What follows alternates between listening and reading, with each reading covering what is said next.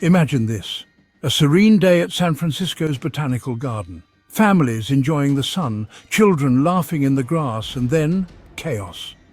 A 5-year-old girl is suddenly attacked by a coyote right in the heart of a bustling city. What unfolds next is a gripping story of wildlife management, urban survival, and the uneasy balance between humans and nature. Wildlife officials scramble into action, tracking and euthanizing 3 coyotes in a desperate bid to ensure public safety. But was this attack a freak incident or a sign of something bigger?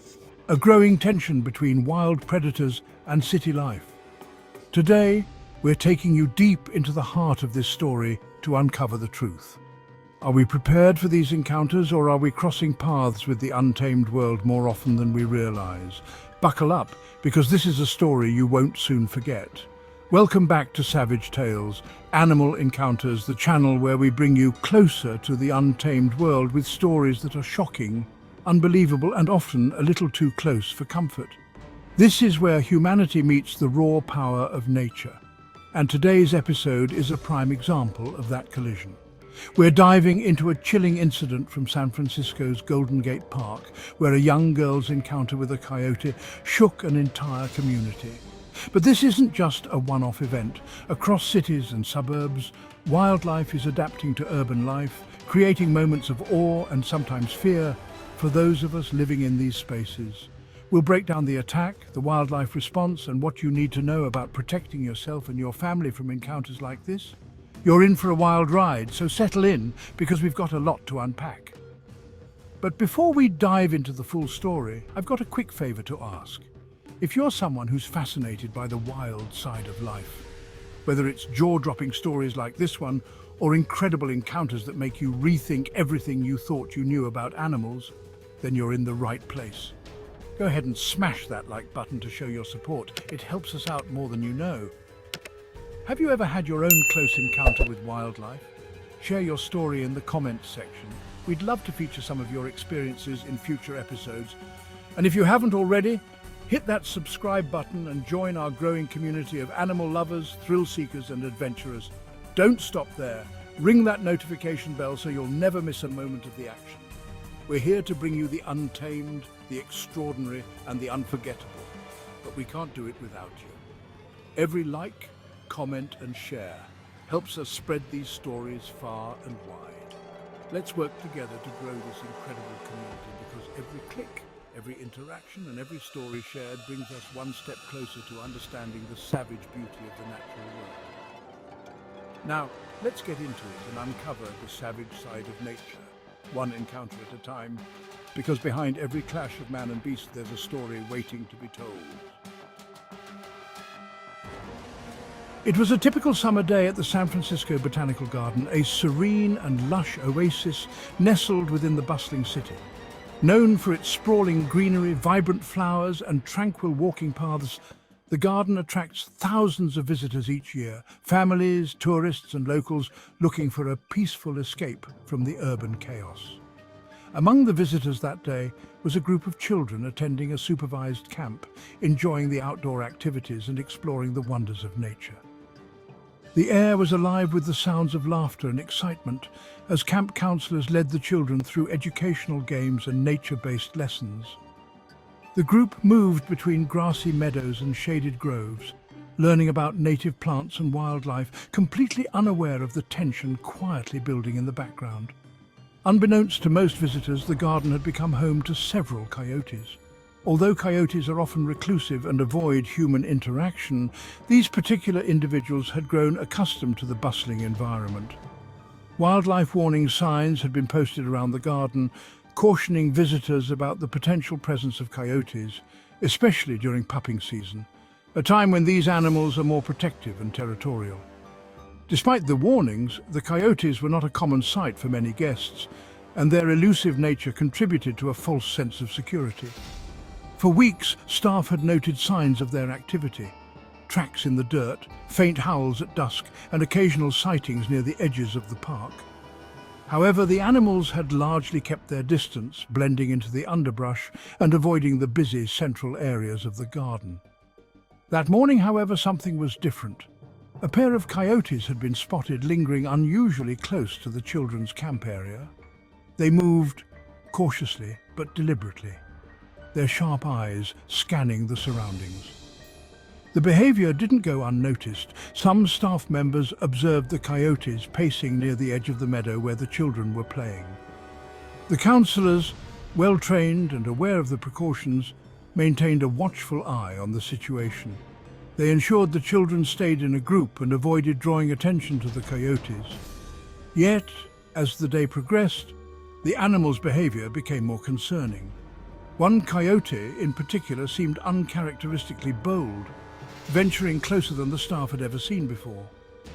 As lunchtime approached, the children gathered on picnic blankets, chatting and eating as the counselors discussed whether to relocate the group to a more secure area. The coyotes, meanwhile, remained nearby, their presence unsettling but not overtly threatening. It was during this period of uncertainty, when caution was high but no immediate danger seemed imminent, that the situation took a sharp and unexpected turn. Just as the counselors began organizing the group to move, one of the coyotes made a sudden and decisive move, breaking the fragile balance between observation and confrontation.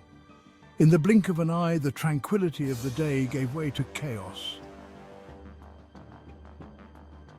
The lead coyote, lean and grey-furred with a sharp intensity in its eyes, broke from the shadows of the trees with startling speed. The serene calm of the meadow shattered in an instant as the animal darted toward the group of children, its movements quick and deliberate. Shouts of alarm from the counselors pierced the air as they scrambled to react, their primary concern now shifting to protecting the young campers. The 5-year-old girl, a cheerful and curious child who had been seated near the edge of the group, became the coyote's target. The predator's sudden charge caused a ripple of confusion and panic among the children, some of whom screamed in fear while others froze in place. The counselors moved with urgency, trying to herd the children together while one rushed toward the girl in an effort to intervene. But the coyote was too fast. In a swift, calculated motion, it lunged toward the girl, biting her on the lower back as she tried to scramble away. The child let out a high-pitched scream, her small frame collapsing to the ground as the force of the bite caused her to lose balance. The scene was chaotic, children crying, counselors shouting, and the coyote standing over its prey, its posture tense and defensive. One of the counselors, armed with nothing more than a whistle and sheer determination, advanced toward the coyote, shouting and waving her arms in an attempt to scare it off. At first, the coyote hesitated, its ears flattening slightly at the sudden noise, but instead of retreating, it maintained its stance, its protective instincts seemingly heightened by the proximity of the group to its territory. The other counselors acted quickly, pulling the injured girl away from the coyote and forming a human barrier between the animal and the rest of the children. One of them grabbed a backpack and hurled it toward the coyote, which finally caused it to retreat a few steps. The counselors seized the moment, guiding the panicked children toward a safer area, while another counselor called emergency services and park authorities. As the group retreated, the coyote continued to linger, pacing at the edge of the clearing, its eyes fixed on the retreating campers. It was only when the distant sound of approaching sirens echoed through the park that the predator slinked back into the underbrush, disappearing from view as quickly as it had emerged. The girl was rushed to the nearest hospital, where doctors treated her for the bite wound. While the injury was not life-threatening, it required immediate medical attention to clean the wound and prevent infection. DNA samples were also taken from the bite site to confirm the animal responsible. The child, shaken but resilient, remained under observation, surrounded by her family and caregivers. Meanwhile, the botanical garden was swiftly evacuated, and authorities from the California Department of Fish and Wildlife, CDFW, and the U.S. Department of Agriculture were called in to assess the situation.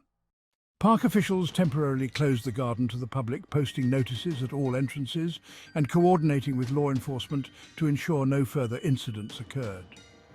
Over the weekend, wildlife agents conducted an intensive search of the area. Despite their efforts to trap the coyotes humanely, the animals remained elusive. Eventually, agents spotted 3 coyotes in the vicinity of the attack site and made the difficult decision to euthanize them.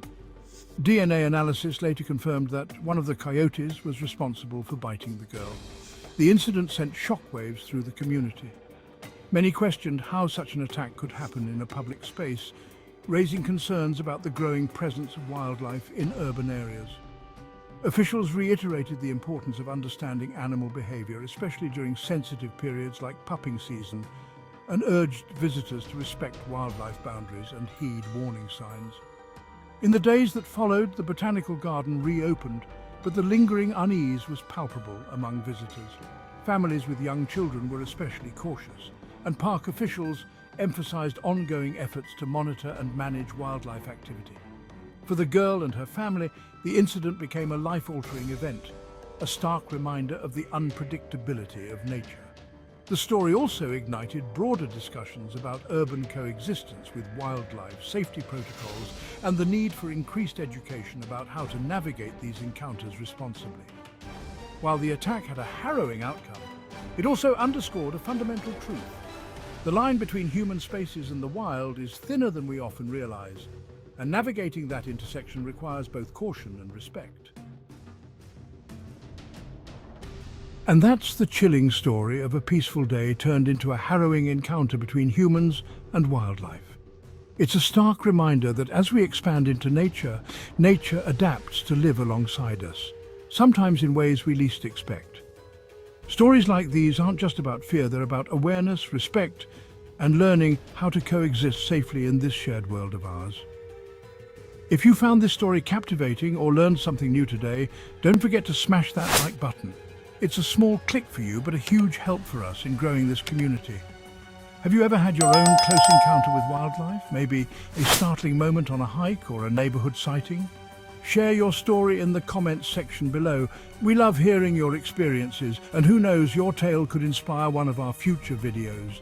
If you're new here and enjoy thrilling, thought-provoking stories about the untamed world, hit that subscribe button and join our growing pack of adventurers. And don't forget to ring the notification bell so you're the first to know whenever we drop a new video. Trust me, you won't want to miss the upcoming episodes. We've got some incredible tales lined up that'll keep you on the edge of your seat. We truly appreciate you spending your time with us today. Your support means the world to us and keeps us motivated to bring you these unforgettable stories from the wild. Thank you for watching, commenting, sharing, and being part of the Savage Tales Animal Encounters community. Until next time, stay curious, stay cautious, and remember, every encounter has a tale to tell. See you in the next adventure.